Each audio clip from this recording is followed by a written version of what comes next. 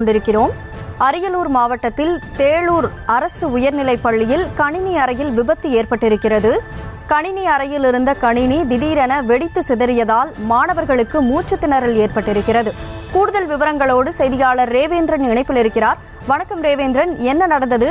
அங்கு புகைமூட்டமாக இருக்கக்கூடிய சூழல்ல மாணவர்களுக்கு மூச்சு திணறல் ஏற்பட்டிருக்கிறது. அவர்களுடைய நிலை என்ன?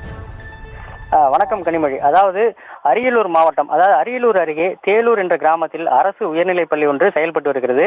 இந்த பள்ளியானது 6 முதல் 10ஆம் வகுப்பு வரை உள்ள கல்வி பயிலக்கூடிய நிலையில் 101 மாணவ மாணவிகள் பயின்று வருகின்றனர். இதில் கணினி அறையில் தினந்தோறும் ஒரு கம்ப்யூட்டர் மட்டும் எப்பொழுதும் ஆன்லைனே இருப்பதாக தெரிவிக்கப்படுகிறது.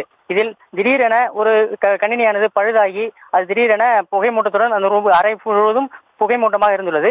இதனை கண்ட ஆசிரியர்கள் என்ன புகை வருகிறது என போய் சோதிக்கும் போது, அப்போது கதவை திறக்கும் போது திடீரென புகை அருகாமையில் இருந்த பள்ளி மாணவர்கள் மீது